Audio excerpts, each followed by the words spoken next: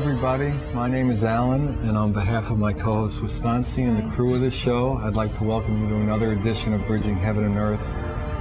I mean, I say this every week, but tonight is really a spectacular show. I mean, people are starting to wonder, but I think if you watched our last 25 shows, that really a lot of them have been awfully wonderful shows, and we've been really just blessed to be part of them. And tonight we have two people who've collaborated on a book, which I think is basically, the title of the book is really the theme of the show.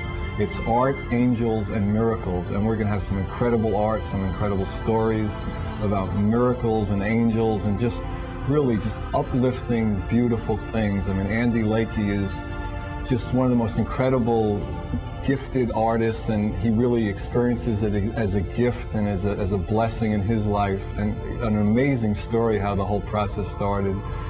And Paul Robert Walker, who worked on this book with him, they're here with us tonight, and just have incredible stories and just wonderful tales of art, angels, and miracles.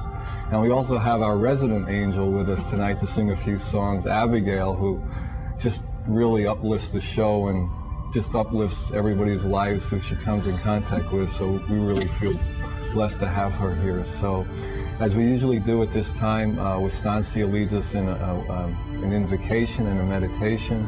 So Thank you. Thank you.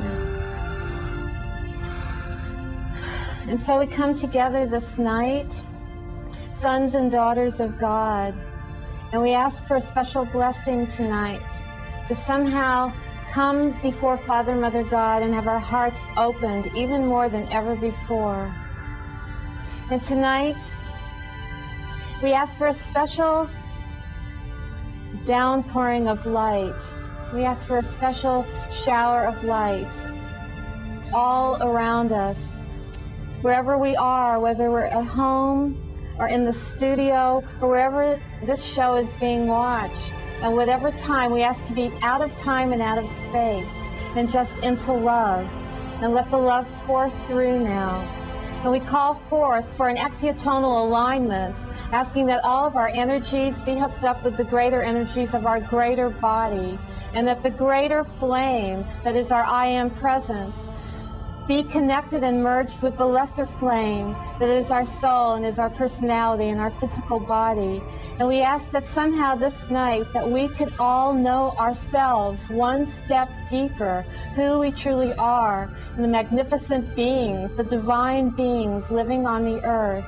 And we ask for a descension now of the ascension energies to come forth through our crown. And we ask that they fill us up and lift our consciousness, for that is what this time is about.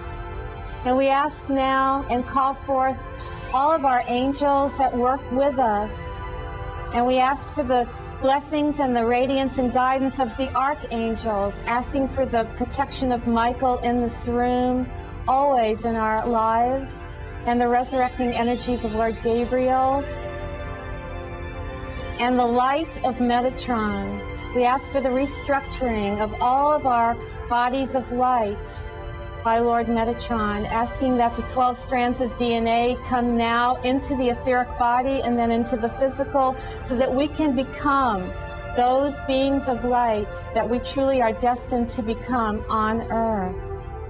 And we call forth also on this night to the ascended masters, those beings of light on the ascended realms, who teach us and guide us on our own path into our own positions as ascending masters. And we call forth to the universal levels of light and the galactic levels of light, and our sisters and brothers all around us in other star systems. And we call mostly tonight to our own great selves, to that Christed over self that we are growing into more and more every day. We ask to be merged with our presence, with our God presence, and merged with this Christed heart, asking for the office of the Christ to come and help us in that illumination and in that blossoming into the Christ that we are. And tonight I would like to also have the privilege of calling forth the angels that came to Andy Lakey and changed his life completely. All of those angels that some of them may even be pictured here tonight, but the energy of that kingdom we call forth into our hearts and into our rooms to experience. And we ask that all of our angels, if they can just step closer so that we can start to feel them even more, wherever you are, just open up and ask, and you will receive the energy and the presence and love of the angels. And so we ask tonight to join angel kingdom and human kingdom, animal, plant, and mineral, all the kingdoms on this great earth. And we ask for the divine energies of our mother, of Mother Earth, to also be blessed and be with us. Let us all bring in the transmissions of the higher realms and bring them and let them seep through us into the earth as our gift back to her for supporting us.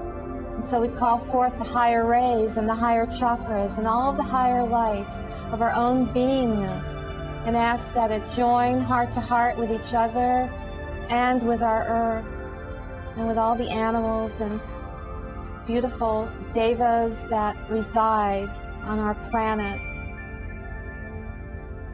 And so maybe you can just join with me, close your eyes if you feel comfortable doing that, and just send your light like just like a roots of a tree or something. Just send your light down through your body by your intention.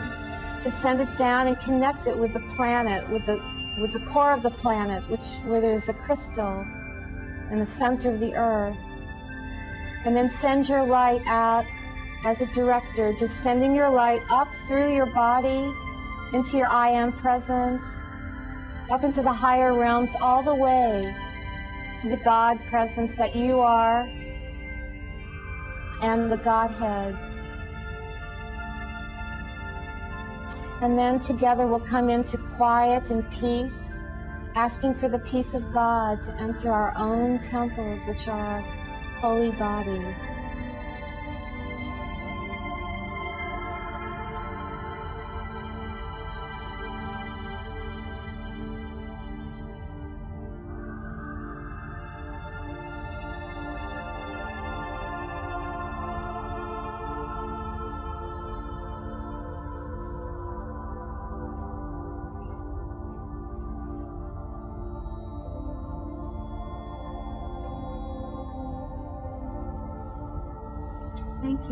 Thank you very much. It feels so wonderful in here. It just feels so incredibly perfect and beautiful in here. And there's a lot of special blessings that are contributing to that tonight, because we have some angels that are present in this room tonight that are actually moving through some of the paintings. And we'll get to that a little bit later, but I'm actually sitting here with one of them. I can't keep quiet about it. So there's an angel here that Andy Lakey brought forth, and it's emanating and energy, and it's filling the room. It's filling this room.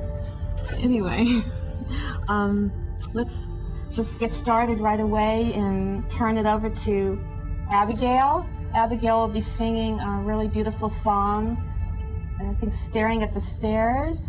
And whenever you're ready, just take it away, Abby, our angel.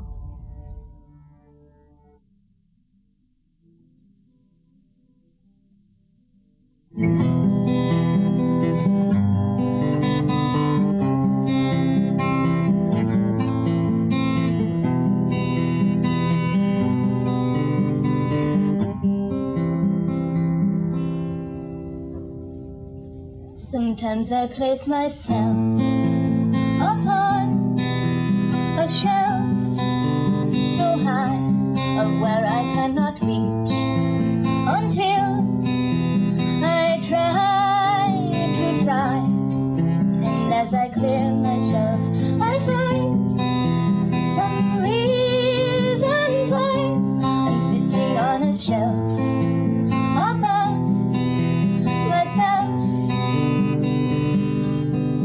looking at myself above a shelf.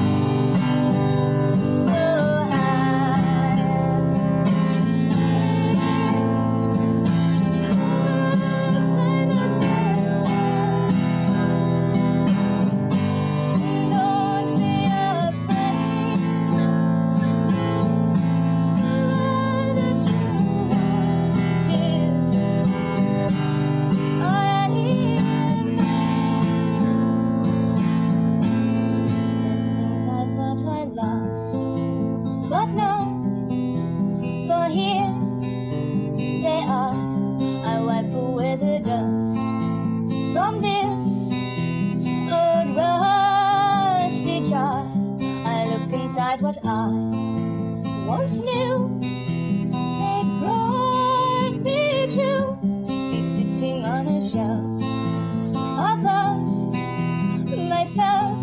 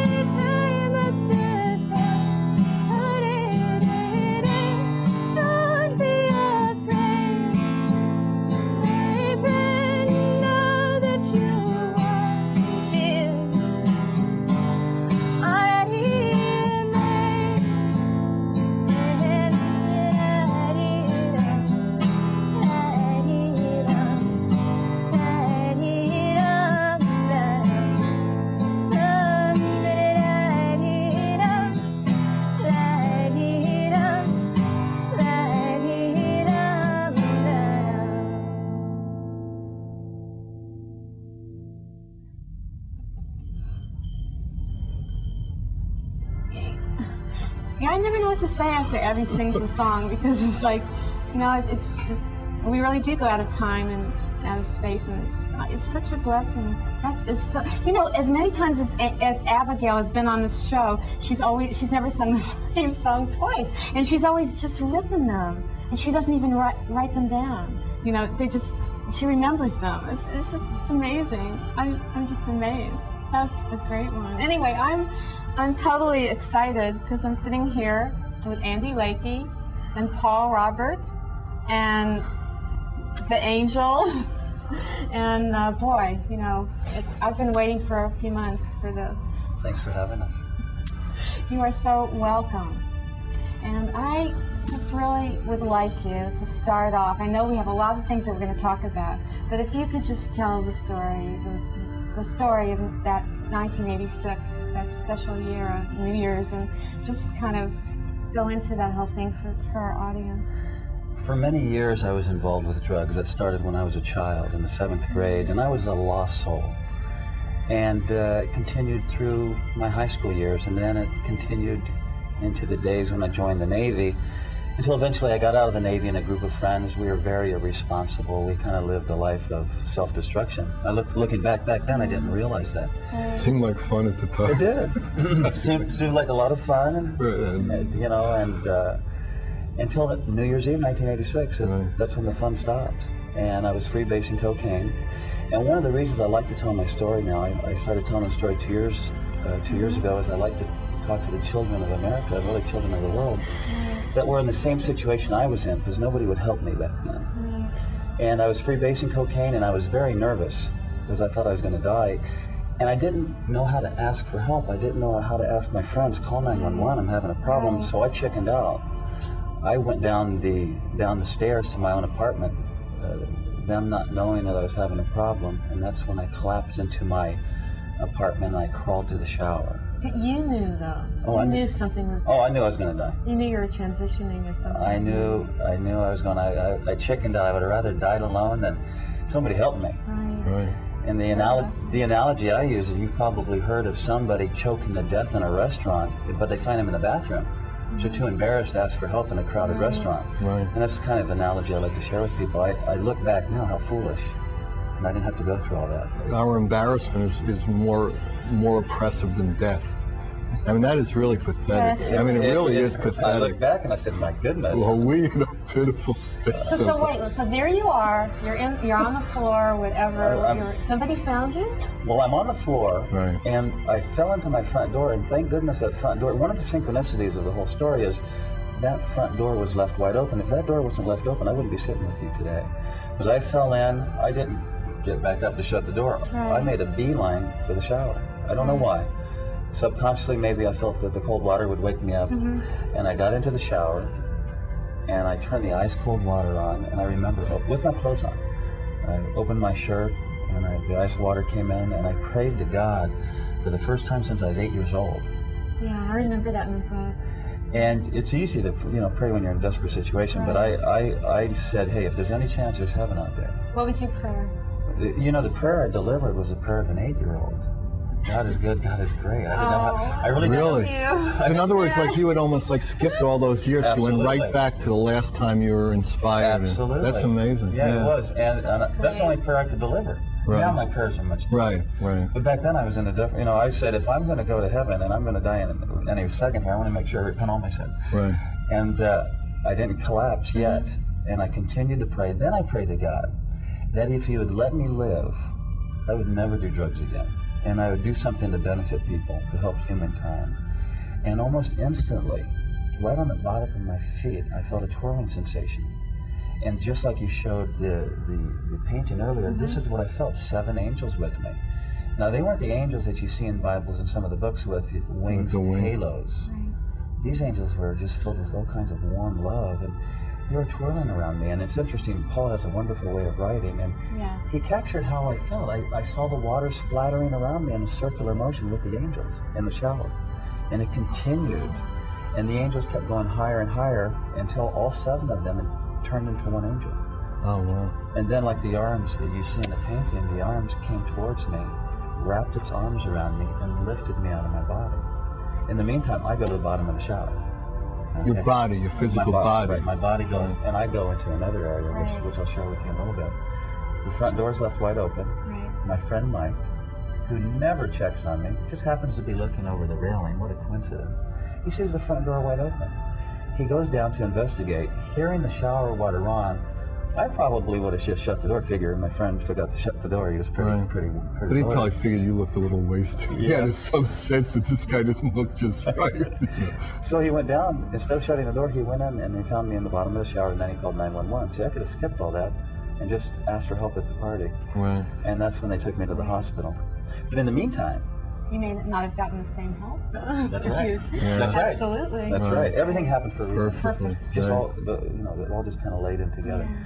Well, in the meantime, I'm not conscious of what's going on here in the hospital. I'm in this other area of bright planets. You'll notice in most of my paintings, beams of light, bright planets, because where I went into was, like you described earlier, like a kingdom. It was like something I've never even seen on TV before. But these figures, there's millions and millions of these figures getting inside tubes of light that were going towards bright planets. Now, I've read about near-death accounts since where people have gone down and saw the tunnel of light. I didn't experience that. Right. Because every time I tried to get into the tube, like these other angels, they were going into the tubes and in single file going up to the bright planet. As I tried to get in, I would bounce away. Wow. I kept bouncing away, and that's when I woke up in the hospital. And so all of these circles around here are all different planetary spheres or someplace where angels were going or beings were going? Yes, it's very difficult for me to create a painting what it looked like up there. I try my best. So I show different angles, like this would be a beam of light coming this way and a beam of light coming towards you. There were so many of these beams of light and so many bright planets that it really just filled the whole universe, the whole space I was in. So it was like infinite. It was like as far as you could see, you saw all these beams. And these beams of light, they were endless. It was like a straw of light going through the moon. It just went on until it intersected with another bright light. In fact, where there was no planets and no light, it was darkness. Really? Pitch black. It was beautiful. I don't know, Paul, I don't know if it was your words calling them telephone poles or if it was your words, but I just love the way it was described in the book, where there are all these telephone poles of light. I don't know if we made it clear, but they collaborate on this book. Yeah. I don't know if we've shown yet the book that's right here, Art, Angels, and Miracles, that has some incredible, stories and a lot of representations of Andy's work. That it is really an incredibly beautiful book. And some of the as they said before, we were talking about it, how Andy's the art and Paul is all the words. So if there's anything to do with words, speak to Paul. Yes. Well, talking about the tunnels of light, as long as we're talking about that, it struck me, I have studied near-death experiences a lot. I was very influenced. Yeah, you've written other books about miracles and angels. And I was influenced by Dr. Raymond Moody's first book, Life After Life, in 1975. That was what really turned me on to this whole concept that there was clearly a life after life. Right. And what struck me when I heard Andy describe his experience, when I first heard it, and as we talked about it more, was that whereas most people report an individual experience, they are passing down a tunnel of light, what Andy saw was the classic artistic objective perspective. He was on the outside looking in and seeing thousands of tunnels of light. Andy calls them telephone poles of light, but they were tunnels because he speaks of seeing all these angels going through them, or soul forms, whatever, beings going through them. And it sounds to me like he was getting, it strikes me that Andy probably had one of the most phenomenal near-death experiences ever recorded. It was expansive. Yeah, he saw the big picture. He saw the mechanics of the universe. He saw the whole thing. The way I look at it is that you were being prepared for your mission. And, he was given the information he needed. He would have trouble doing these paintings if he hadn't seen them. Looking now, sure, I understand the picture, but back then. Back then you were a little frustrated that you weren't able to go into any of the polls. And, very. Yeah, and now, I'm so glad that you didn't. And my two little girls are too. Yeah, and your wife. Brand new babies, So, and then you were given almost like, when you said, just tell me what I need to do, and then you were given almost specific instructions, right? Almost. What happened is, from 1987 to 1990, I had no friends because everybody I knew was associated with drugs, and I was not. You were in a transition. I was in a transition. I love this part. This is amazing. And I literally had no family and no friends because I wasn't real close to my family, and all my friends, birds of a feather flock together. I had to get away from it. Right. So I had to. If you were going to keep your promise, never do drugs again, you couldn't hang around with this crowd. No way. Right. And so for the next 3 years, I continued to work, and instead of going home and freebasing and partying and wasting my life away, I would go home and draw drawings of my angels, kind of a diary. I'm not coming out. The angels you saw that night. In the shower, and then into in the other dimension, and not telling anybody I had this angel experience. This is a very private record. In fact, you'll see that in the book, some of the early drawings, very crude original drawings. And then October '89, after almost 3 years of drawing these, I walked in my boss's office. I still didn't hear voices from angels at this point, but looking back, and I had to be guided. Right. I walked into my boss's office and I say, Mr. Harrison, I worked with you for many years and I thank you for the opportunity, but I'm going to give you a 2-week notice. I'm going to become an artist. And he laughed at me. He probably thought you just don't become an artist. He thought I was You're one or you're not. He's doing drugs again. I knew he'd fall back. That's exactly what he said. That's exactly what he asked. Right, I know how minds think about this. He said, are you doing drugs again? Come on, Ed. And we had a company medal. We'll hold the job open for you for 2 weeks. Don't worry. Go out here. I Take it. know. That's kind of where he was Right. at. And he laughed at me and he said, "Do you have any art training?" And I said, "No." And he knew who I was. Right. And he really thought I was doing drugs, or he wanted me to, he thought I was having a midlife crisis. He Right. wanted me to see the company psychiatrist. Right. They went No, he on- really cared about you. He thought you were losing your Yeah. banana. And I made him a lot of money. Do you see him now? Do you see No, him he now? passed away. Oh, And I know it's he's going to be an watching. interesting story. You went through one. I know Right, he's he's watching a- this whole, exactly. Right. He's watching this whole event. Right. He's And now he knows what it's all about. Yeah, he's probably here tonight. Right. Oh, absolutely. You called it in. Andy's old boss. I think it's really fascinating in the book the way you were talking about Andy as this divine doodler. You know, like you didn't just you really doodled all your life. Yes. It's like how many people can actually say that they doodled all their life, like really intricate doodling, like all through school and everything, and that was all part of it somehow. It's all part of the entire plan. What's love that. fascinating though, and I mean, obviously I wasn't there to watch this while I was growing up, but this is what You feel like you were. I feel like I have You now. spent so much time with his wife. Writing someone's life, I feel like I lived it. He knows me better than I know Yeah, myself. I know all kinds of things about him that he doesn't know. But this was a guy who was just driven to doodle. I mean, he was just always Isn't that amazing? doodling, and he never wanted to actually draw anything though. That's what's fascinating. Just this compulsion to put lines on paper. Amazing. Now, what is one of the greatest strengths of Andy's art today is his work with lines. You know, I mean, and this guy's been working on it for 20 years. You know, Right. He's been made ready for that, for lives. But isn't it true? You told me that you never actually tried to represent something. I couldn't. I mean- I tried and I couldn't. It just didn't happen. Even my parents would say, "Why are you wasting? What are you doing? Go get a job or We go to the mow the lawn." Andy, we have had a lot of artists, some of which you know, on this show, but like angel artists. Yes. I have never seen anything like these drawings. I mean, they are so amazing. There's two things, like they don't look like anything anyone else. Yeah, they're kind of like Barbara Streisand singing. You know, they don't like they don't look Abigail. like anybody else. They're like- Yeah, they just. And they're also the only art forms that I have ever experienced that actually emanate an essence. I mean, when I came into the gallery in Ventura, I took my hand. I mean, I wanted to see for real, you know. She was testing. I walked along like this all along the wall before I went over to you, and I was blown away because there was such a warmth coming out of them. You know, it was truly amazing. And I showed this to Abigail before the show, and she felt it immediately. And she said she felt like the angel was totally enfolding her, like holding her. And, you know, I mean, that's amazing. That was so amazing. I mean, you just feel really blessed that you were a vehicle for that kind of gift. I mean, that people are experiencing healings from some of the paintings, and I mean, it's just, in a way, it's really humbling for you, isn't it? It's very interesting. Ever since 1990, when I did quit my job, and then I finally was guided to this little homemade studio I made. In fact, the first studio I designed, I didn't know how to design a studio, so a friend of mine, we went and got art books to see what studios looked like. That's how we built How the the studio. pictures are. Right. You figure out meditating, you did it like the pictures. Right. Were there any artists, though, that you actually did like or had a feeling about? Well, after I got hit by the ball of light and I received the instructions, I was guided to go. Their first instruction was go buy a couch.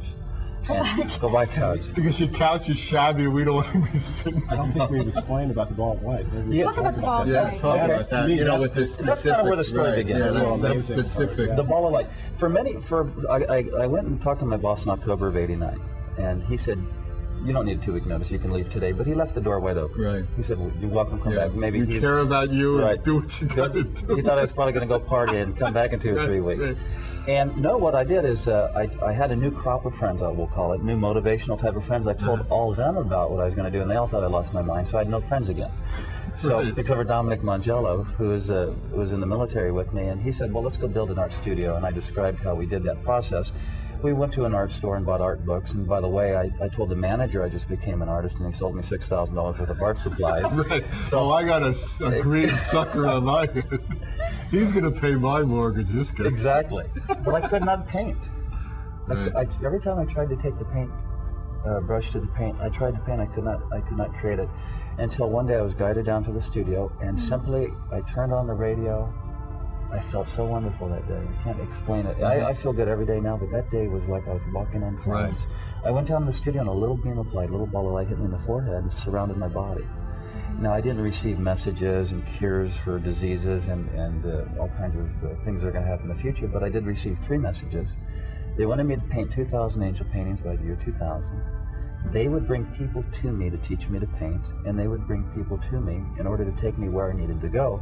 And the way I explain that so people understand is you can't get anywhere without people. Right. So people have come into my life since then and have really Like dominoes, one after the other. And the very first thought is, I wanted to buy a couch.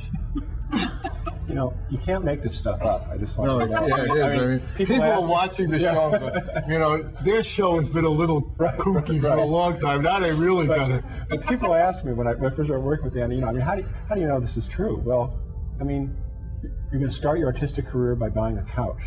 Right. Only angels would make you do that. Loony. Yeah, I think it's too loony. It's too unreasonable. Yeah. And the things that happen, though, if I would have had a sales force of thousands of people, and we tried to do it, couldn't duplicate what the couch did that night. Because I went to buy a couch. Andy, it's so funny. It's true though. It's so funny. Paul wrote the book. He kind of gets me to chuckle. And Paul's doing all the research and interviewing all the people and What happens is I go down to buy the couch. I don't need a couch. But above the couch, I see the most beautiful painting I've ever seen in my life. In fact, it's in the book.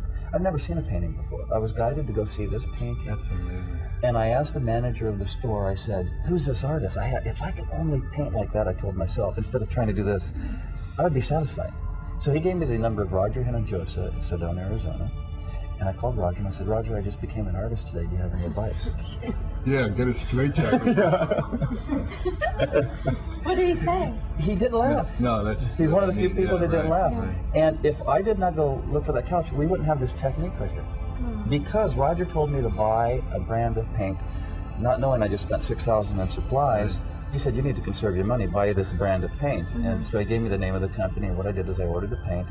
And later on in the week, when I tried to paint with this paint, it wasn't working. I accidentally spilled this paint he told me to buy into the other paint I was using at the other art store. Instead of cleaning the whole mess up at that moment, the next day I came back, and where the 2 paints have collided, it created this texture. Aww. Everything else flattened out. That's so sweet. That's amazing. It's more than sweet. What amazes me, though, more than any of this, is the power of the universe, is because I have tried to mix literally 20 or 30 different combinations of acrylic paint. Nothing works except for these 2 paints. Really? That's it. Nothing else works. Everything just fell so into perfect. place for you. And there it is. And so Roger and the couch brought me my art. So, and it's hard for you to take credit. I don't think Right, I mean, it would be don't. like, it'd be so ludicrous because all these, like, miracles just, you know, and things happen just one right after the other. Oh, and one of Paul's favorites is right after I finished my first 4 paintings, Paul, we took it to the bank. And that's another synchronicity. Well, you should tell the story because it's amazing. You did it. Well, what happened is I found the new technique. I took all the art supplies back. I didn't need those. I needed these 2 paints. That's all I needed. And the only way I can explain it to you is I don't paint these paintings. It just happened. No angels with me again in the room. And you're up to 1450 of happenings, right? Now. Up to 2000. Isn't that amazing? Yeah. Yeah, that's great. And what happened is I finished 4 paintings. I went across the street to the bank and I asked the bank manager if I could hang one of the paintings in the bank. And she said, sure. Within an hour I was there, hung a painting in the bank, and within another hour, one of the most famous and highly respected art collectors from Canada just happened to walk in the bank. Come on. I love You're that. making I love that. Just And this bank is where? It's not a right, big bank right in New across the York. street from my... Right, and where? I mean, in just San Diego. In San Diego. Right across the street. that. In a bank. And, you know, let's slow down and have a reality check here too. Right. I mean, Why? you're just We kind haven't had it in about of 13 going along. weeks. You're just kind of going along like, you know, oh yeah, so you hung in a bank. How many artists make 4 paintings and decide they have to go hang them in a bank? I know. Right. It's like the strangest Yeah, thing right. I've ever heard. Right. And it totally, this guy came in and, you know, apparently stood there and looked for an hour at his paintings, was just staring at it, then called an art dealer in San Diego who was Oxford educated, Metropolitan Museum of Art background, I mean, you know, just really a very highly respected person, asked her to go check this guy out, you know, and find out if he was some kind of maniac or not, you know. Because, yeah, where he got this. Well, no, because he wanted him to come up and do a commission in Canada, and he wanted to bring him to his house. He was, you know, just Right, he just went crazy. Yeah. I mean, he went. Who was this guy? This is so incredible. I've never This seen man anything has like it. made like 4 paintings. Right. And what I find interesting is Pierre Van Cleef, who is Oxford This is the art dealer. educated and works at the Metropolitan Museum. She doesn't even review blue chip artists. We're talking about serious major artists, and I haven't even sold a painting yet. I have no resume. Right. She comes over to the studio and she sees me painting in my little garage. Now, this is a woman that has been to major studios, Right. you know, big lofts, and she sees me painting in the garage, and Dominic's in there writing poetry on the wall, and in fact, she actually said this. It's like a post-hippie Looney Bin or something. No, she thought there were two. No, she thought there were two Elvis impersonators Right. trying to That's make, what she said. make great art. They both had their hair slicked back. She you know. said she almost drove right by. Yeah. Didn't even want to get couldn't out. believe it, Because right. here she is. She's educated Right. in art, Metropolitan Museum, and she sees this guy creating art in a little garage. Right. It can't be. It can't be. Right. It's unreasonable. But this collector, this guy from Canada, wants Who had a enough, painting. right, and she had enough respect for him, Right. that she stopped. So she gets out and she goes, "What is this stuff?"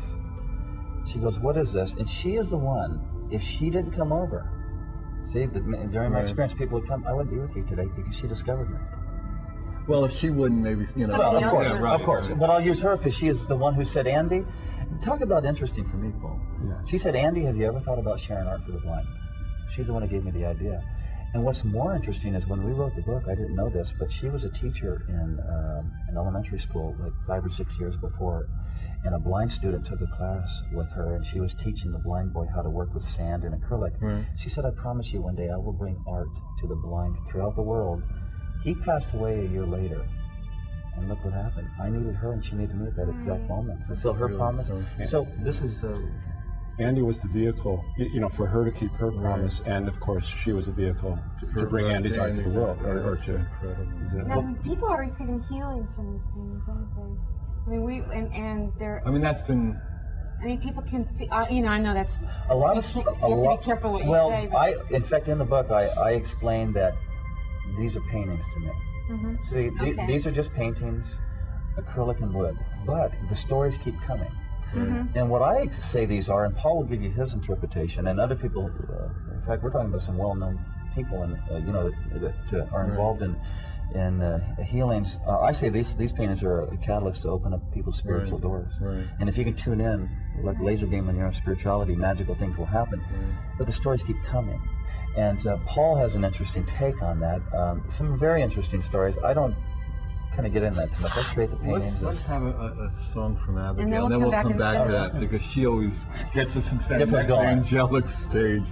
So whenever we're ready for Abigail, take it away.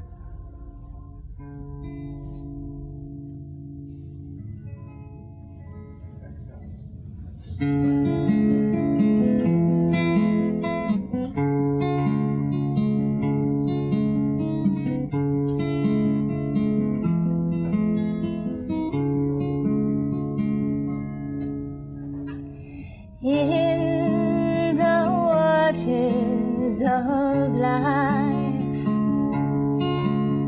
where we choose to live,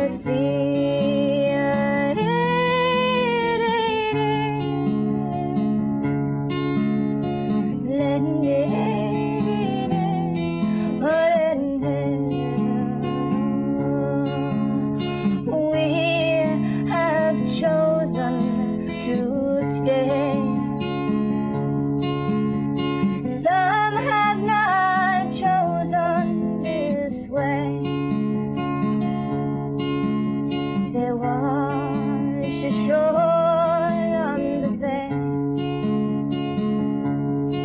Do you see? Do you see?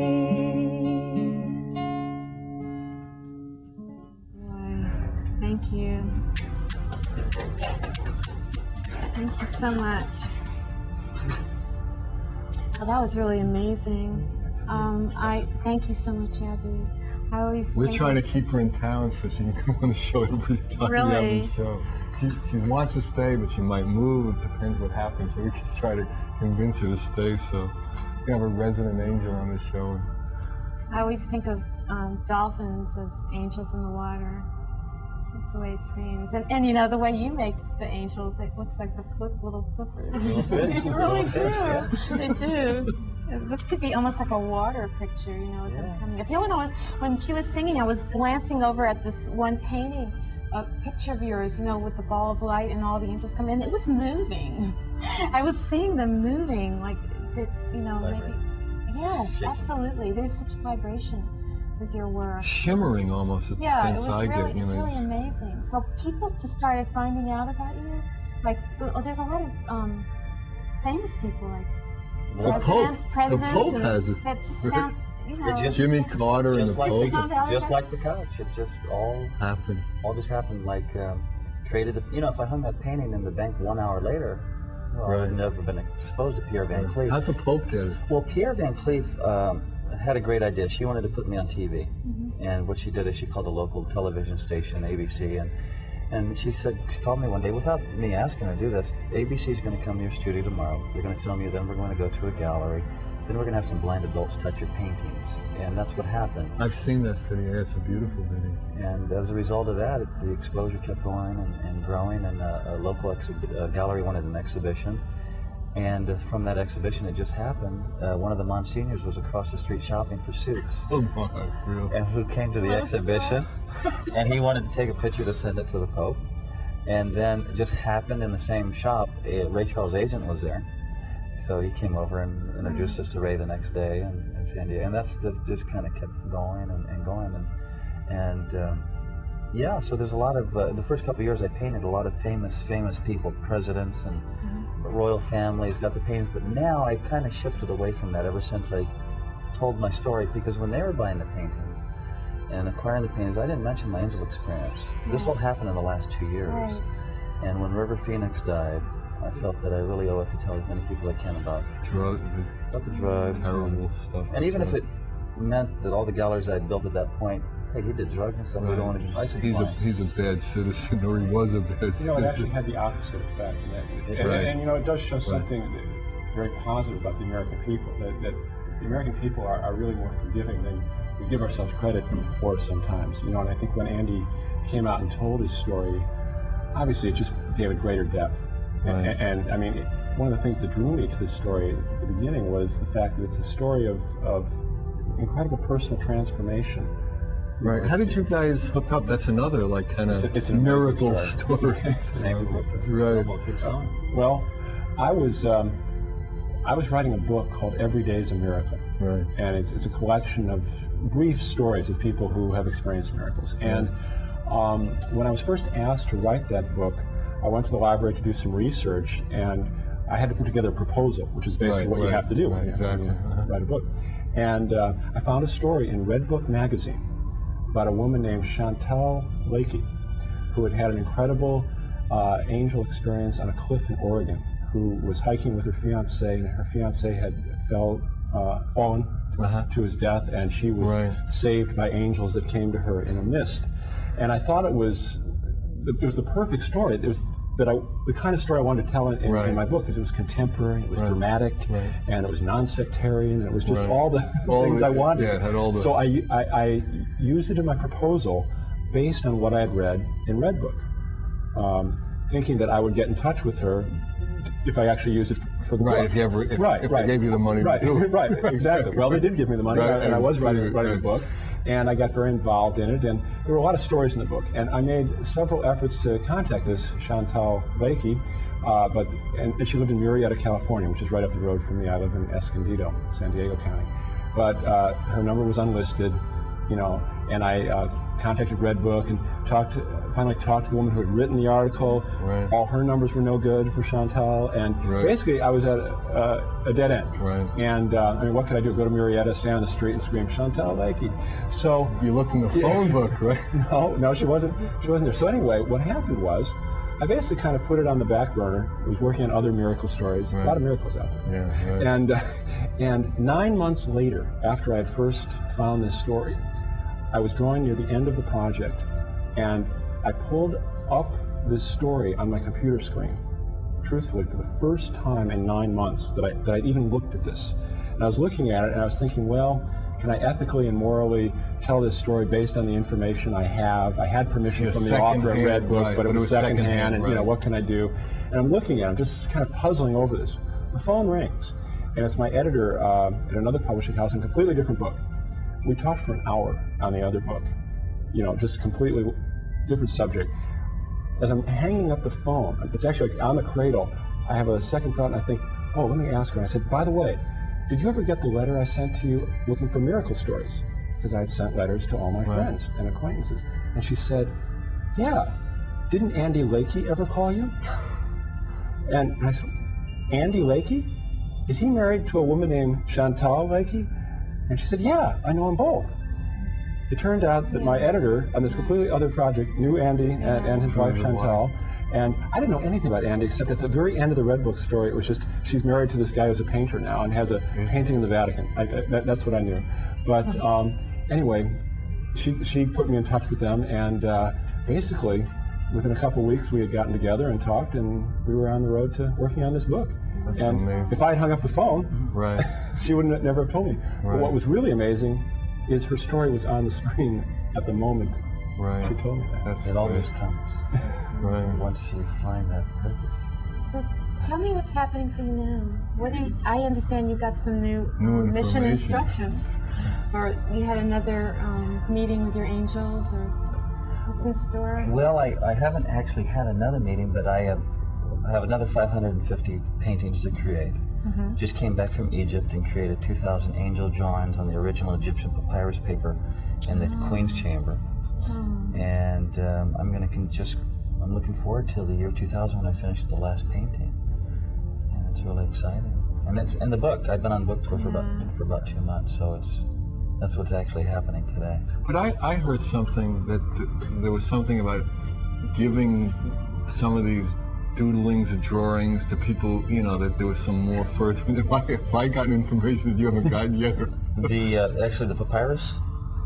There was something that Keith, from the Angel Store, said that there was some new instructions about. Oh yes. What I did is you were making me think that Alzheimer was really coming. Marianne Williamson, which you probably know. Right, she lives in town. Yeah, she was in Egypt with me, and some of the times I was creating the drawing, she was doing meditations in another part of the pyramid, and I had these 2,000 pieces of papyrus I didn't know what to do with. There's a market value to them. Right.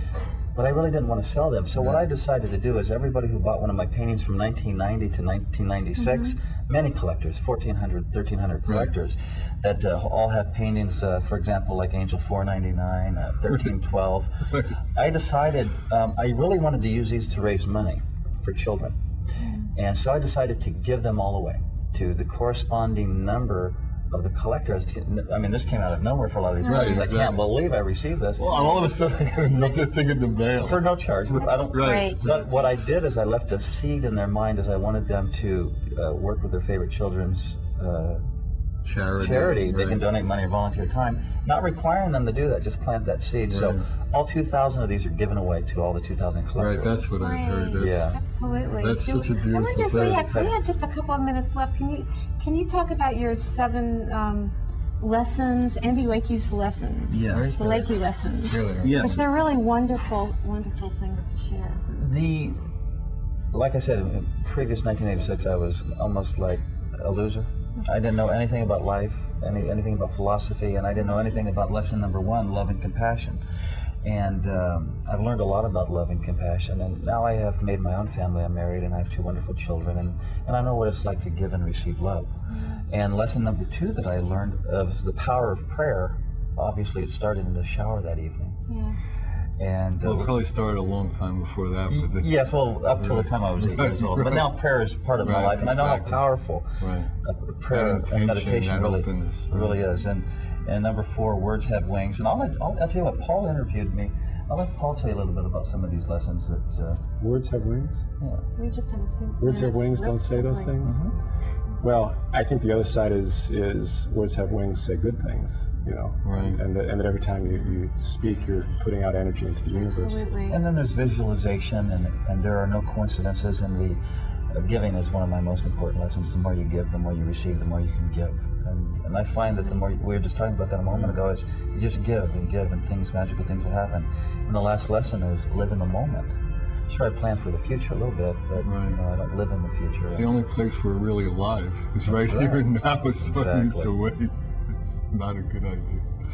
You know, one of the things that working with Andy has really taught me is watching him pay attention to the guidance that he has given. See, we are all given guidance, Right. but Andy has learned to really pay attention to that. Do you think you have to be quiet? I mean, it has to be like coming from a quiet place to move with the guidance, wouldn't you say? I mean, to be open. He's not quiet. Yeah, I've been quiet. I kept it Angels have to quiet tap for many in. years. I'm Sure, Yeah, but that's no, true. that's But I'm not. I'm, you know, but I think we all have it, and we all have these miracles about every one of us. Like I wrote in the introduction of the book, every one of us could write a book. We all have a magical story. Absolutely. We all do. And I was very flattered to have Paul even ask if he could Right. submit the proposal. Right. And but we all have that around us. All we have to do is open and accept it and allow it to come in. And miracles happen in everyone's life. Some people don't even realize they're happening. I always say that, you know, we're hurtling through space on a ball. What's reasonable? I mean, what is reasonable? If you start out from that premise, Right. that. And you know, I, what's reasonable and what's unreasonable? I mean, it's like, hello? I like It's just hurtling. You know, And I'm it's like, the whole thing is so I'm beginning to unreasonable. not Yeah, even it is. Yeah. look at things as miracles, Right. almost as, because there's so many, you know, that almost, and we're so divine, like we're looking for divine experiences and Right. spiritual experiences, and then now what we're really seeing is that we are divine beings and miracles, you know, and power and love and all of that, you know, wisdom. That's really our divine nature, and so we're really moving into who we really are. And look at- everything's And look at this. I mean, Everything's look at this. This divine. is a miracle. I had a critic ask me, is this angels could be real? And I said, look at this. I said, if I was a computer Right. and if I was going to invent the human body or an angel, what would be easier? Right. Could I create? sweet. Look at this Well, we look miracle. at it in the so mirror. sweet. Right? We are. We need to really love ourselves. So just, you know, thanks everybody for, I mean, I don't know, this has just been such Thank an you so incredible much. show. Thank you for so having much, us. both You know, of thank you very much. All of And you. if Please anybody, be well. and if anybody wants any information, give me a call. You'll see it at the end. Good night. God bless you.